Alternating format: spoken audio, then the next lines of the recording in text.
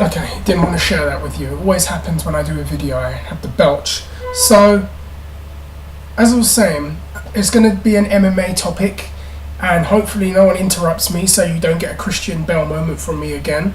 We're going to talk about UFC, and we're going to talk about Chris Weidman and Anderson Silva, number 2. And I'll tell you this, that first fight, leading into it, was not getting as much attention as people thought, because this was not Anderson versus Chael or, a super fight with a George St. Pierre. This was a guy kind of on the rise that people weren't too familiar with, that had a few fights on prelims and on Fox, on the, some unaired fights, guy that was kind of coming up, thrust into the title contention, and things happened the way that it did, and now Chris Weidman Anderson Silva is now arguably the biggest fight the biggest fight. This rematch is the biggest fight this year, and one of the biggest fights now in UFC history because of the way things worked out. And the question is, and I want to post to everyone, is there are a lot of opinions about that first fight. There are a lot of beliefs about that first fight. And for the rematch, the question that I guess us fans will be, can Chris Weidman do it again? Is this just a fluke win, or is Weidman going to do it again, or is Silva going to take it seriously and do what Anderson Silva should be able to do, a man of his skills be able to do? And I'll tell you what, let's go back to the first fight first of all, and then we'll quickly go through that, and then we'll go on to the second fight.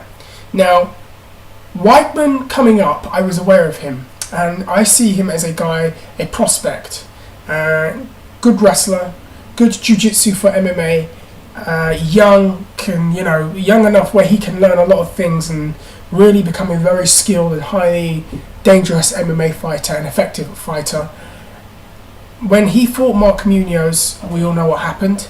He wanted to challenge Anderson Silva. He talked about it a lot, and there were a lot of people that felt that they should have done that fight there and then. However, a lot of people had the argument that Chris needs more experience, and I was one of those people who likes him, and I do like him, and I believe he can be a threat to Anderson, but I felt he still needed at least 2 more fights to, from a business sense, build his name up, and also from the sense build some kind of momentum behind him, get his face out there, so when the fight happened, it was a very big deal. It winds up being a big deal. And the lead into the fight, this is when I started to think about it, because I say this all the time, and I say this about Floyd Mayweather. You're almost a fool to bet against Anderson Silva because he's so good at what he does. He's so dangerous. He's so precise. He's so quick. His reflexes are amazing. We haven't seen that night where he looks old and you're like, well, he should hang it up. He always looks great. He takes great care of himself.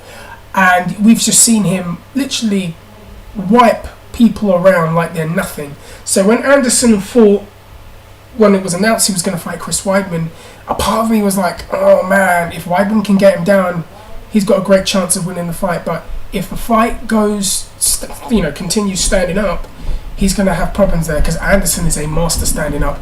And the other thing that I thought about when this fight was taking place was also, Anderson is a master at playing mind games, and a lot of people kind of overlook it.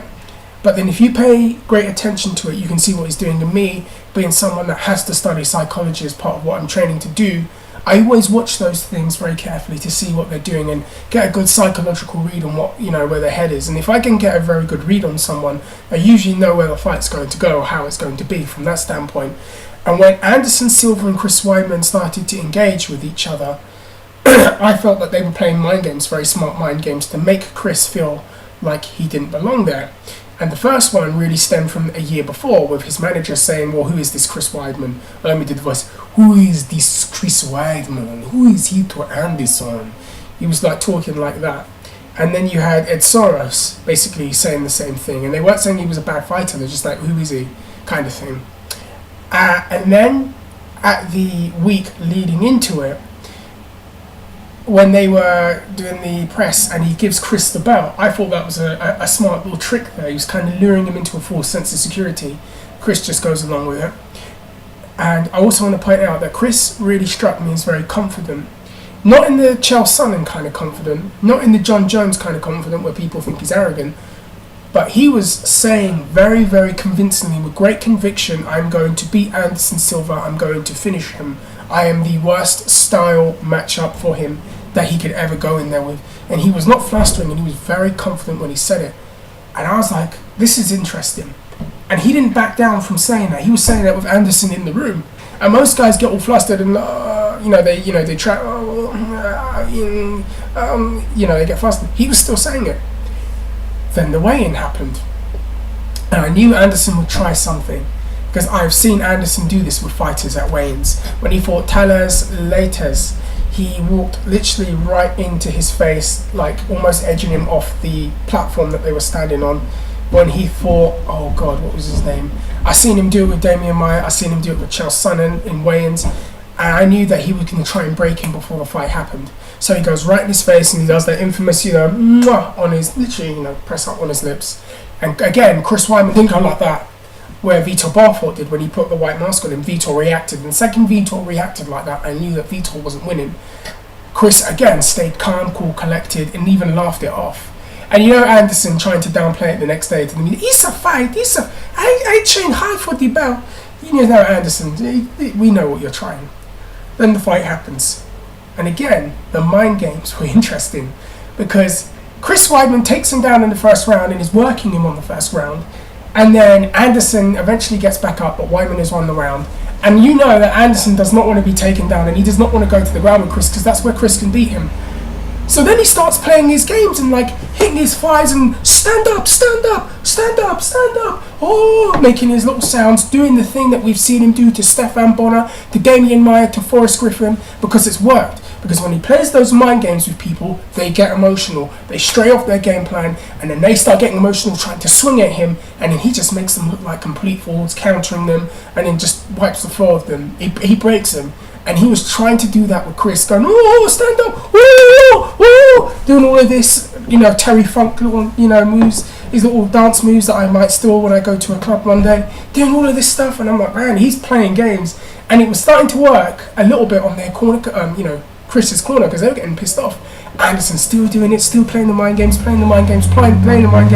When they sit down after the first round, Anderson gets back, goes up to his corner, stand up, whoa, no, stand up. He's trying to get Chris emotional. And if you watch, one of the things that he was doing, he's like, whoa, and then standing in the wall and then going off and then clacking at him. And Chris Weidman does it back at him, like that. And I was like, oh, good. And then he gets hit with the punch, because he does not want to get taken down, and he knows if he can get Chris emotional, make him feel like a nobody, make him feel like a peon, make him feel like this is my big stage, not yours, Chris will get emotional, and then he can just do what he does to everybody. And unfortunately for Anderson, he put his hands down, started swinging around, doing all of this, and then, did like a Terry Funk, like fake, mocking, getting hit, and then he got blasted in the chin, went down, and then Chris blasted him 2 more times, and the fight was over. And it was a great night. And it, in the space of one night, it's like Chris Weidman went from here to here. His name skyrocketed. People that I work with know who he is now. People that are not necessarily die-hard MMA fans, but will watch the occasional UFC fight, now are mentioning, oh, Chris Weidman, oh, bloody hell, did you see that? That's a good thing. And now this fight has become bigger because of the way it played out and the way it was. It was almost like a pro wrestling angle in the sense that the cocky heel got his comeuppance, and now you've got the big rematch. And again, what's going to happen in the rematch? Was this a fluke? This is what I believe, and here's the factors I'm going to play into. When Chris Weidman fought Anderson Silva, he had had surgery, if I'm correct. He had had shoulder surgery, and he had not fought in a year. So his last fight was Mark Munoz. And he was supposed to fight Tim Boetsch, but he got injured. So he fought Anderson. People like having tune-up, but he fought Anderson at when he was not. I reckon there'll be a big difference between how he is physically then to how he will be for the rematch, and that will be interesting. And Chris was very critical of his own performance and said he was still not happy with things that he did, even though he won. I think it's the same fight, it's the same scenario, it's the same thing. The only difference is that Chris is the champion and Anderson is not. If Chris can stay mentally strong and sharp, like he did, if he can be a guy that is not scared and intimidated or caught up by Anderson Silva's aura, he's going to do some serious harm. He's got a similar style to Chael Sonnen when it comes to wrestling, but he's got better jiu-jitsu for MMA. He can take Anderson down. We all know that. We've all seen that. And he can hit much harder than anybody, I think, that, much harder than anyone that we've seen fight Anderson. And this is a guy that just strikes me as not being scared at all. And I think his confidence is going to be from here to here, because he's beaten him now and he knows he can beat him. And I can imagine that that's going to be an interesting thing. I don't think it was a fluke. I think Chris Weidman would have given Anderson a lot of problems. I actually thought it would be a similar fight to Chael Anderson #1, but with a lot closer to a finish from Weidman's side. The thing with Anderson is the great Anderson Silva. Anderson did not look old in that fight. This was not like when you watch Roy Jones Jr. when he went back down a weight class after bulking up, and his reflexes and everything was messed up, and he looked done, and the Roy Jones Jr. era was done. It's not one of those nights. He still looked great. He just started clowning around and being silly, and Anderson can beat him standing up. Anderson is amazing standing up. On the ground, not so much, and he's not terrible on the ground, but he can be taken down and he can be left open to being hit and controlled, and that's what I think. And I'll tell you what, another funny thing about Anderson Silva, the other question is he going to play any more mind games? And I think he will. And the fact is, Anderson was playing mind games even after he lost. And I found it, maybe if I'm not the only one, I found it quite amusing that when Anderson lost, after he's been knocked down, and he's on the floor and he's all out, and then he gets back and does the post-fight interview, this guy is tremendous. Like, this guy is a better worker than Ric Flair. I mean, come on, this guy is one of the best workers of all time in some respects. I don't need the belt. Chris, time for the belt. I don't need the belt. I just fight. I'm thinking, you're a smart man, because now he knows everyone's going to go, oh, please, Anderson, please fight. So even when he loses, he knows how to put himself in that position of power and control. He's a smart man. I think he will play the mind games, but not to the degree that he did the first time. He will do other things. He will, because that is his style, to be honest. He'll probably do some of those things, but he'll be a little bit more controlled, a little more calculated. And I think that's what's going to make it interesting. What do I think the end result will be? That's the thing. What will the end result be? It would not surprise me if Anderson won the rematch. Let's just say that. If he's learned his lesson. It really depends on how Anderson looks in the fight. If he looks old, and we haven't seen that, but we never know. Could that be the night where Anderson looks old and he's just surpassed by the young, hungry lion? I imagine that Chris is going to be so much more confident, so much more well-trained, so much more fine-tuned, that he's going to be a serious problem for Anderson again.